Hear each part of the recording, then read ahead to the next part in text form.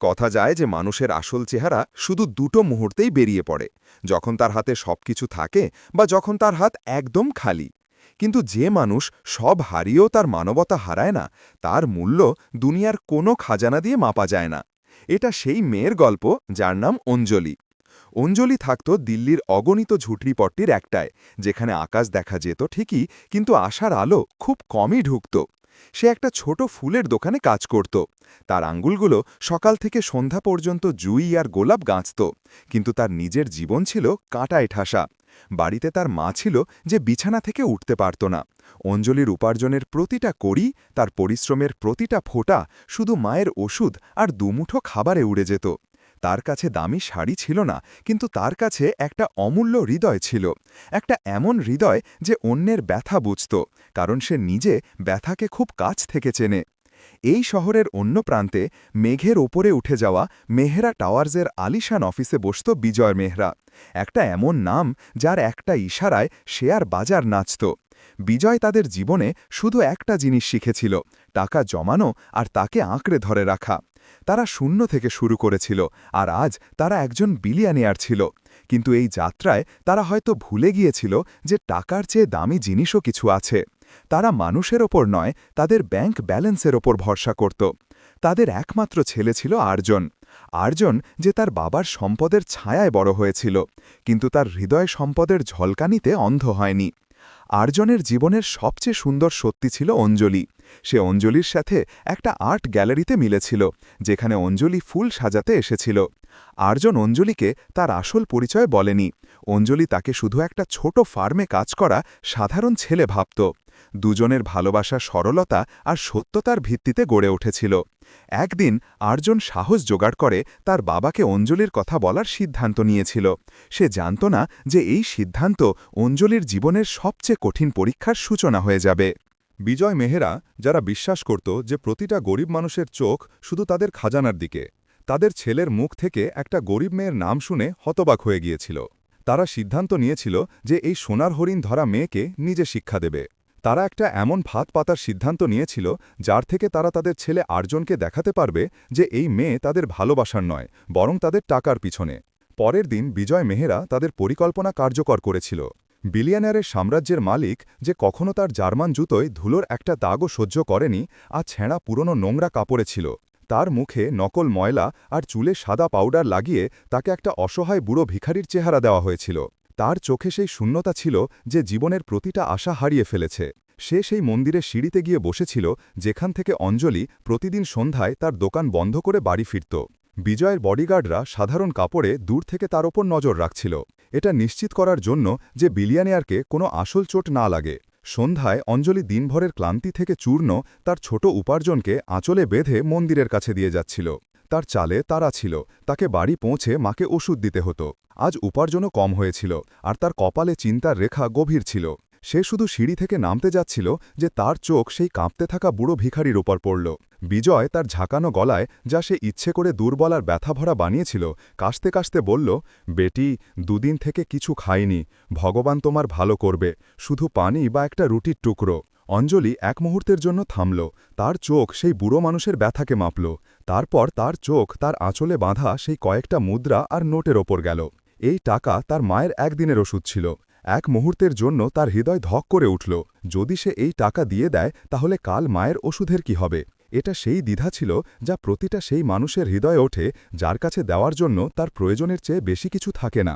সে তার চোখ বন্ধ করল আর একটা গভীর শ্বাস নিল। তারপর সে তার আঁচলের গিঁট খুলল। সে তাতে থেকে অর্ধেক টাকা বের করল আর কাছের দোকান থেকে একটা পানির বোতল আর দুটো রুটি কিনল। সে ফিরে সেই ভিখারির কাছে এলো আর খুব নরমভাবে বলল, বাবা, এটা নিন, আপনি আগে একটু পানি খেয়ে নিন। সে তার নিজের হাতে বোতলের ঢাকনা খুলল আর পানি সেই বুড়ো মানুষের দিকে বাড়াল। বিজয় মেহরা, যে এই ঘৃণাভরা দুনিয়ায় শুধু লেনদেন জানত, হচকিয়ে গিয়েছিল। সে আশা করছিল যে মেয়ে তাকে ধমক দিয়ে চলে যাবে বা উপেক্ষা করবে। কিন্তু অঞ্জলি শুধু তাকে খাবার দিল না, বরং তার বসার ধরন দেখে বলল, বাবা, আপনার ঠান্ডা লাগছে?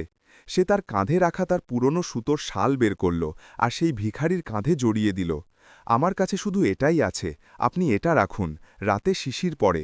সে হাসল, একটা এমন হাসি যাতে তার গরিবীর কোনো লজ্জা ছিল না, শুধু দেওয়ার সান্ত্বনা ছিল। বিজয়ের চোখ ফেটে গিয়েছিল। এই মেয়ে, এটা তার মায়ের ওষুধের টাকা আর তার একমাত্র শাল একটা অচেনা ভিখারিকে দিয়ে দিল। বিজয়ের মাথা ঘুরে গিয়েছিল।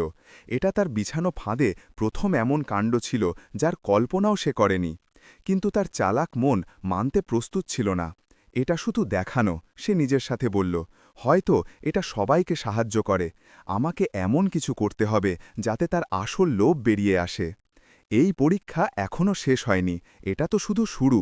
পরের সন্ধ্যায় অঞ্জলি আবার সেই পথ দিয়ে যাচ্ছিল। তার মুখে আজ ক্লান্তি বেশি ছিল। মায়ের অবস্থা রাতে খারাপ হয়ে গিয়েছিল আর ডাক্তার কিছু দামি ওষুধ লিখেছিল। সে তার সোনার ছোট কানের দুল, যা তার মা তাকে দিয়েছিল, বেচার মন বানিয়েছিল। তার হৃদয় ভারী ছিল, কিন্তু পা ক্লান্ত। সেই মন্দিরের সিঁড়িতে সেই বুড়ো ভিখারি বিজয় মেহরা বসেছিল, শরীরে সেই অঞ্জলির দেওয়া শাল জড়ানো। অঞ্জলি তাকে দেখল আর এক মুহূর্তের জন্য থামল। আজ তার কাছে দেওয়ার জন্য টাকা ছিল না, কিন্তু সে তার ব্যাগ থেকে একটা জুঁই ফুলের ছোট মালা বের করল, যা বিক্রি হয়ে যায়নি। বাবা, সে ধীরে বলল, আজ টাকা নেই, কিন্তু এটা ভগবানের ফুল, রাখুন। বিজয় কাঁপা হাতে ফুল নিল। সে কিছু বলতে যাচ্ছিল যে তখন তার আগে থেকে নির্ধারিত পরিকল্পনা অনুসারে চোখ সিঁড়ির কোণে একটা জিনিসের ওপর পড়ল, একটা কালো চামড়ার ওয়ালেট। আরে, বিজয় অবাক হওয়ার নাটক করল। বেটি, দেখো ওখানে কি পড়ে আছে। অঞ্জলির চোখ সেই ওয়ালেটের ওপর গেল। সে ঝুঁকল, কিন্তু তারপর ওয়ালেটটা তুলে নিল। যেই সে তা খুলল, তার চোখ খোলা রয়ে গেল। ওয়ালেটে ২০০০ টাকার নোটের কয়েকটা বান্ডিল ছিল, কম করে ৫ লাখ হবে। সাথে কোনো পরিচয়পত্র ছিল না, শুধু টাকা ছিল। অঞ্জলির হৃদয় জোরে ধক করল। ৫ লাখ, এই অঙ্ক তার জীবন বদলে দিতে পারত। মায়ের পুরো চিকিৎসা, বাড়ির ভাড়া, সব এক মুহূর্তের জন্য তার হাত কাঁপল। বিজয় মেহরার তীক্ষ্ণ চোখ একটা বাজ পাখির মতো অঞ্জলির মুখের প্রতিটা ভাব পড়ছিল।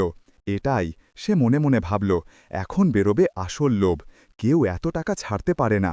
বুড়ো ভিখারির গলায় একটা অদ্ভুত খুশি ভরে বিজয় বলল, দেখলি বেটি, ভগবান আমাদের কথা শুনেছে। কাল তুই আমার সাহায্য করেছিলি, আজ দেখ ওপরওয়ালা আমাদের কত কিছু দিয়েছে। এটা আমাদের ভাগ্য। তুই এতে থেকে অর্ধেক রাখ, যা তোর মায়ের চিকিৎসা করা। কাউকে জানতে পারবে না, এটা ভগবানের পুরস্কার তোর জন্য। অঞ্জলি একটা চোখ সেই নোটগুলোর ওপর ফেলল, আর তারপর সেই বুড়ো ভিখারির লোভী দেখতে মুখের ওপর। তার মোমে তার মায়ের অসুস্থ মুখ ঝলকালো, কিন্তু তারপর তার অন্তরাত্মা তাকে ঝাঁকালো। সে একটা গভীর শ্বাস নিল আর ওয়ালেটটা বন্ধ করল। না বাবা, তার গলা দৃঢ় ছিল, যদিও একটু কাঁপছিল। এটা আমাদের নয়, এটা কারো পরিশ্রমের উপার্জন। যে এটা হারিয়েছে সে কত চিন্তায় পড়বে। এটা ভগবানের পুরস্কার নয়, এটা আমাদের নিয়তের পরীক্ষা। বিজয় হতবাক হয়ে গিয়েছিল। পাগল হয়েছিস কি মেয়ে? সে বিরক্ত হয়ে বলল, কাকে ফেরত দেবি? কোনো নাম ঠিকানা নেই, এটা আমাদের কাছে এসেছে, রাখ। অঞ্জলি দৃঢ়তায় মাথা নাড়ল। না, আমি এটা মন্দিরের পুরোহিতজিকে দেব। তিনি ঘোষণা করিয়ে দেবেন, যার হবে সে চলে আসবে। যদি আমরা এই টাকা রাখি, তাহলে আমাদের আর একটা চোরের মধ্যে কি পার্থক্য থাকবে? আমি আমার মায়ের চিকিৎসা পাপের টাকায় করাতে পারি না। সে ঘুরল আর সোজা মন্দিরের অফিসের দিকে চলে গেল। বিজয় মেহরা, যে ভিখারির বেশে ছিল, তাকে যেতে দেখতে থাকল। তার বুকে একটা অদ্ভুত হলচল হচ্ছিল। এটা ঘাবড়ে যাওয়া ছিল না, এটা ধাক্কা ছিল। প্রথমবার তার সম্পদ, তার চাল, তার বিষ একটা এমন মেয়ের সামনে হার মেনেছিল, যার কাছে ফুটো কড়িও ছিল না। এই মেয়ে, সে বিড়বিড় করল, এটা সাধারণ নয়। তার সম্মান প্রথমবার তার অহংকারের উপর ভারী পড়ছিল, কিন্তু জেদ এখনও বাকি ছিল। সে সিদ্ধান্ত নিয়েছিল, এখন শেষ পরীক্ষা হবে। এবার ভিখারি হয়ে নয়, বরং বিলিয়ানিয়ার বিজয় মেহরা হয়ে অঞ্জলি যখন সেই ওয়ালেট মন্দিরের পুরোহিতকে দিল, তখন তার হৃদয় থেকে একটা বড় বোঝা নেমে গেল। পুরোহিত তার সততার খুব প্রশংসা করল, কিন্তু অঞ্জলির জন্য এটা শুধু তার কর্তব্য ছিল। সে ভারী মনে বাড়ি ফিরল। মায়ের ওষুধের টাকা এখন তার কাছে ছিল না। রাতভর সে তার মায়ের পাশে বসে থাকল, ভেজা কাপড়ে তাদের পট্টি বদলাতে থাকল, আর মনে মনে ভগবানের কাছে প্রার্থনা করতে থাকল যে কোনো পথ দেখাক। তার বিবেক পরিষ্কার ছিল, কিন্তু তার পকেট খালি ছিল, আর এই তিক্ত সত্যি তাকে অস্থির করছিল। পরের সকালে সে তার ফুলের দোকানে বসে জুইয়ের হার গাচ্ছিল, এই সব চিন্তায় ডুবে। তখন একটা জিনিস রাস্তায় চলতে থাকা লোকেদের দৃষ্টি আকর্ষণ করল, একটা চকচকে কালো অডি, এমন গাড়ি যা এই গলিতে হয়তো কখনো আসেনি। সোজা এসে তার ছোট দোকানের সামনে থামল। অঞ্জলি অবাক হয়ে মাথা তুলল। গাড়ি থেকে একটা স্যুট বুট পরা ড্রাইভার নামল আর পিছনে দরজা খুলল। অঞ্জলির চোখ ধাঁধিয়ে গেল। আর একটা খুব দামি স্যুট পরা লোক বাইরে বেরোল। তার কালো চশমা পরা ছিল। সেই লোক সোজা অঞ্জলির কাছে এলো। আপনি কি অঞ্জলি? তার গলায় অধিকার ছিল। অঞ্জলি ঘাবড়ে হ্যাঁ বলে মাথা নাড়ল। জি, আমি কিছু আপনাকে মিস্টার বিজয় মেহরা তাদের অফিসে ডেকেছেন। অঞ্জলির হৃদয় ধক করে উঠল। বিজয় মেহরা, এই নাম তো সে শুধু খবরের কাগজে পড়েছে, শহরের সবচেয়ে বড় শিল্পপতি। কিন্তু আমাকে কেন? আমি কি কোনো ভুল করেছি? তার মনে হলো হয়তো কালকের ওয়ালেটের কোনো ব্যাপার। হতে পারে সেই ওয়ালেট তাদের। আপনাকে সেখানে পৌঁছে জানতে পারবেন। দয়া করে আমাদের সাথে চলুন। অঞ্জলি ভয় আর ঘাবড়ানির মাঝে সেই লোকের সাথে গাড়িতে বসল। আধ ঘণ্টা পর সে একটা এমন ভবনের সামনে দাঁড়িয়েছিল যা কাঁচ আর ইস্পাতের তৈরি ছিল আর আকাশ ছুঁয়েছিল। মেহরা টাওয়ার্স। তাকে সবচেয়ে ওপরের ফ্লোরে নিয়ে যাওয়া হলো।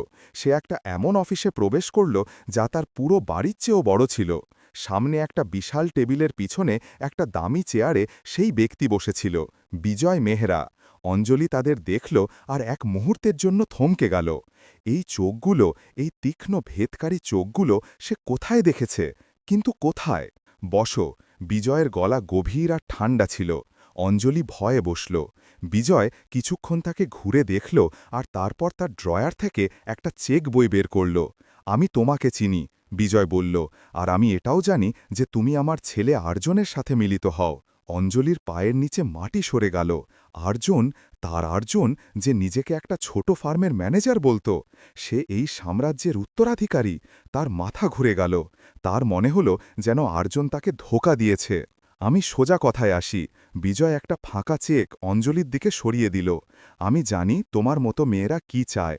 কাল মন্দিরের সিঁড়িতে ৫ লাখ ফেরত দিয়ে তুমি খুব ভালো নাটক করেছ। তুমি ভেবেছিলে ছোট অঙ্ক ছেড়ে দিয়ে আর্জনের মাধ্যমে তুমি আমার পুরো সম্পত্তি দখল করবে। অঞ্জলির চোখে জল ভরে এলো। এটা অপমান ছিল। এটা নাও, ফাঁকা চেক, বিজয় মেহরা বলল। এতে তোমার দাম ভরো। ১০ লাখ, ১ কোটি, ১০ কোটি, যত অঙ্ক তোমাকে আমার ছেলে থেকে দূরে থাকার জন্য দরকার, ভরো এই অঙ্ক। নাও, আর এই মুহূর্তে আমার ছেলের জীবন আর এই শহর থেকে দূর হয়ে যাও। এটা অঞ্জলির জীবনের শেষ আর সবচেয়ে কঠিন পরীক্ষা ছিল। একদিকে সেই ভালোবাসা ছিল যা তাকে ধোঁকা দিয়েছে, আর অন্যদিকে এত সম্পদ ছিল যা তার মায়ের জীবন বাঁচাতে পারত। বিজয় মেহরা হাসল। তাকে বিশ্বাস ছিল যে দুনিয়ায় এমন কোনো জিনিস নেই যা সে কিনতে পারে না। অঞ্জলির কানে বিজয় মেহরার কথা ঝর্ণার মতো গলে যাচ্ছিল। আর্জনের ধোঁকা, আর এখন এটা অপমান। এক মুহূর্তের জন্য তার মনে হল যে সে ভেঙে পড়ে যাবে। তার চোখের সামনে মায়ের অসুস্থ মুখ, আর তারপর আর্জনের হাসতে থাকা মুখ ঘুরে গেল। দুজনেই তাকে ছলেছে। একজন তার পরিচয় লুকিয়ে, আর অন্যজন তার গরিবীর মজা নিয়ে। কিন্তু তারপর জলের সেই ধোঁয়াশায় কিছু পরিষ্কার হল। অঞ্জলি তার ভেজা চোখ তুলল, আর বিজয় মেহরার মুখকে ঘুরে দেখল। সেই ঠান্ডা নির্মম চোখ, সেই অধিকার, সেই গলা। কাল মন্দিরের সিঁড়িতে অঞ্জলি ধীরে ধীরে দোহরাল। তার মাথায় বিদ্যুৎ খেলে গেল। ৫ লাখ? আপনি কি করে জানলেন যে আমি ৫ লাখ ফেরত দিয়েছি? আমি তো শুধু পুরোহিতজিকে দিয়েছি। বিজয় মেহরা এক মুহূর্তের জন্য থমকে গিয়েছিল। আমার লোক? না। অঞ্জলির গলা কাঁপল, কিন্তু এবার ভয় থেকে নয়, বরং একটা তিক্ত সত্যির উপলব্ধি থেকে। সেই চোখ, সেই তীক্ষ্ণ চোঁয়া চোখ যা আমাকে ঘুরছিল যখন আমি আপনাকে পানি দিচ্ছিলাম, যখন আমি আপনাকে আমার শাল জড়িয়ে দিয়েছিলাম। অঞ্জলি তার জায়গা থেকে দাঁড়িয়ে উঠল। তার সব ভয় হাওয়া হয়ে গেল। বাবা, সে প্রায় ফিস করে বলল, সেই ভিখারি, সেই অসহায় বুড়ো মানুষ, সেই আপনি ছিলেন। বিজয় মেহরা তার দামি চেয়ারে জমে গিয়েছিল। তার মুখ, যা সবসময় ক্ষমতা আর অহংকারে চমকাত, প্রথমবার ফ্যাকাশে হয়ে গেল। তার সবচেয়ে বড় দান উল্টে পড়ে গিয়েছিল। সে ধরা পড়ে গিয়েছিল। অঞ্জলির চোখ থেকে জল বয়ে গেল, কিন্তু এখন এটা অসহায়ত্বের নয়, বরং রাগ আর দয়ার ছিল। আপনি এত নিচে নেমে গেলেন মিস্টার মেহরা। সে বলল, তার গলায় একটা অদ্ভুত শক্তি ছিল। একজন বিলিয়নেয়ার যে তার বৌমার পরীক্ষা নেওয়ার জন্য ভিখারির রূপ ধারণ করল। সে সেই ফাঁকা চেক তুলল। আপনি ভাবেন আপনি এই কাগজের টুকরো দিয়ে আমার দাম লাগাবেন, আমার সততা কিনবেন? আমার টাকার দরকার আছে। সে হেঁচকি তুলে বলল, এত দরকার যে আমি হয়তো বলতেও পারি না। আমার মা বিছানায় আছে, কিন্তু আপনার মতো ধনী লোকেরা কখনো বুঝবে না যে আমরা গরিবদের কাছে যখন টাকা থাকে না তখনও আমাদের কাছে কিছু থাকে। তাকে বিবেক বলে। বিজয়ের মুখ খোলা রয়ে গেল।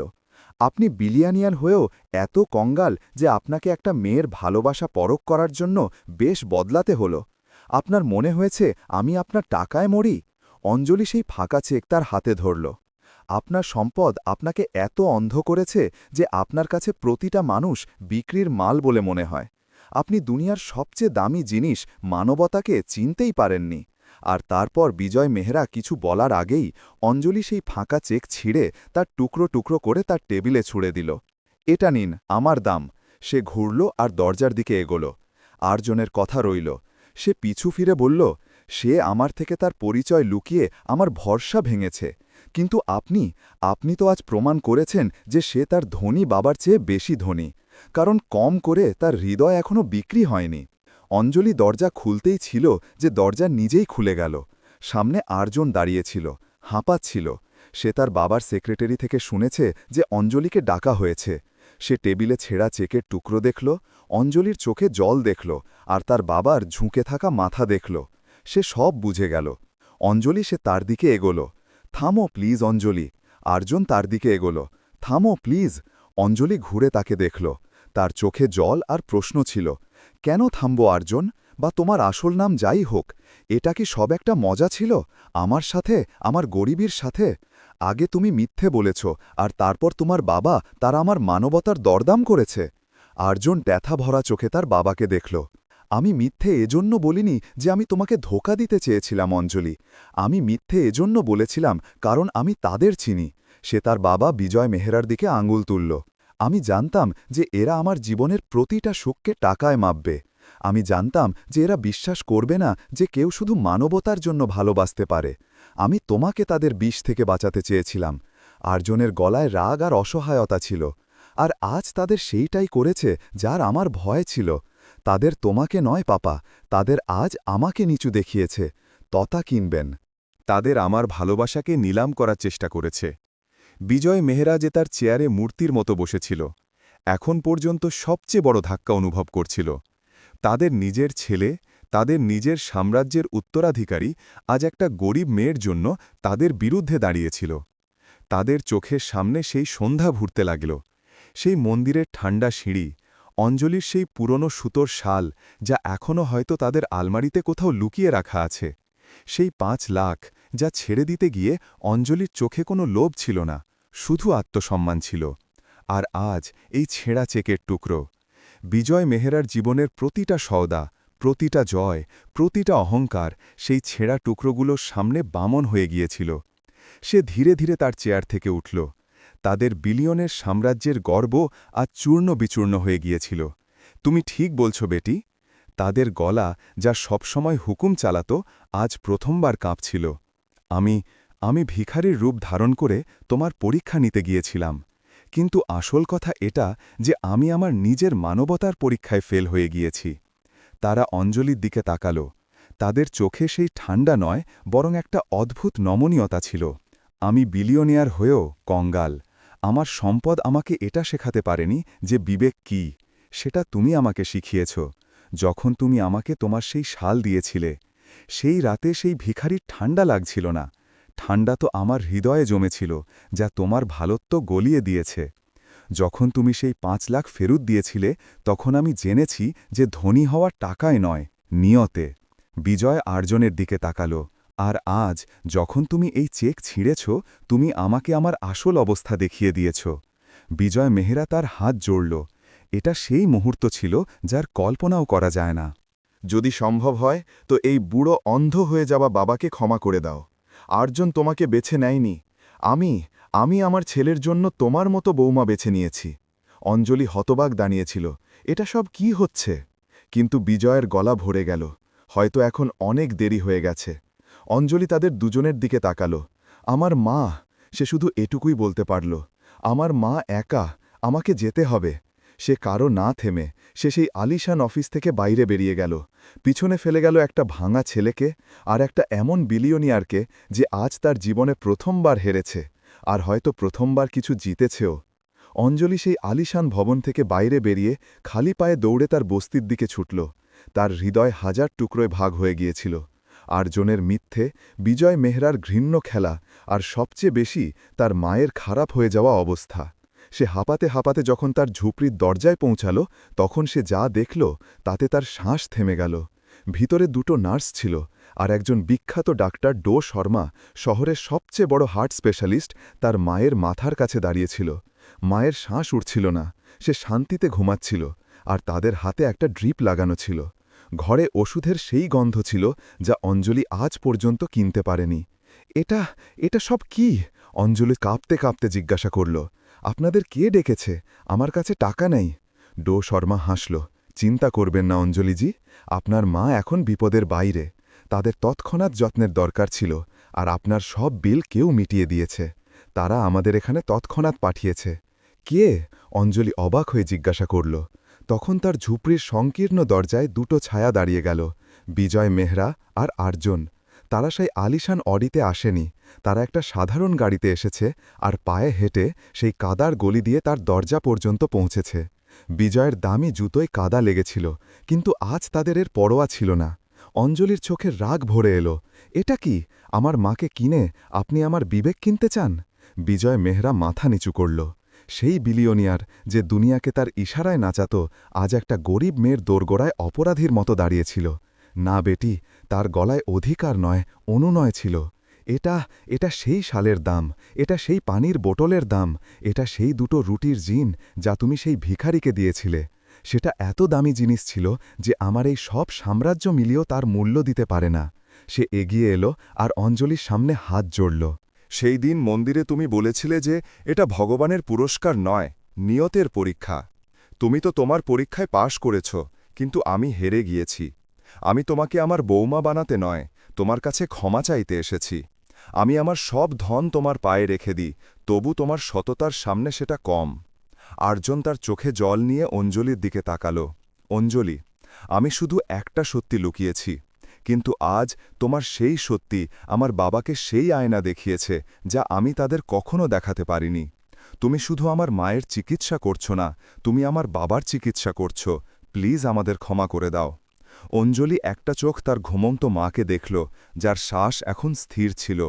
তারপর সে বিজয় মেহরার ঝুঁকে থাকা মাথা আর আর্জুনের ভেজা চোখ দেখল। তার সব রাগ গলে গেল। সে জানত যে এটা নাটক নয়, এটা একটা ভাঙা অহংকারের সত্যি ছিল। এটা কর্মের চক্র ছিল যা আজ পূর্ণ হয়েছে। অঞ্জলি ধীরে ধীরে বিজয় মেহরার হাত ধরল, যা জোড়া ছিল। বাবা, সে সেই শব্দ দোহরাল যা সে মন্দিরের সিঁড়িতে বলেছিল। ভিতরে আসুন, ঘর নোংরা, কিন্তু আপনার মেয়েরই। বিজয় মেহরা কেঁদে ফেলল। তারা তার গরিব হতে চলা বৌমার পরীক্ষা নেওয়ার জন্য ভিখারির রূপ ধরেছিল, কিন্তু সেই গরিব মেয়ের একটা উত্তর, তার মানবতা, তাকে তার সব ধন, তার অহংকার, তার গর্ব আর তার হৃদয় দেওয়ার জন্য বাধ্য করেছে সাহেব।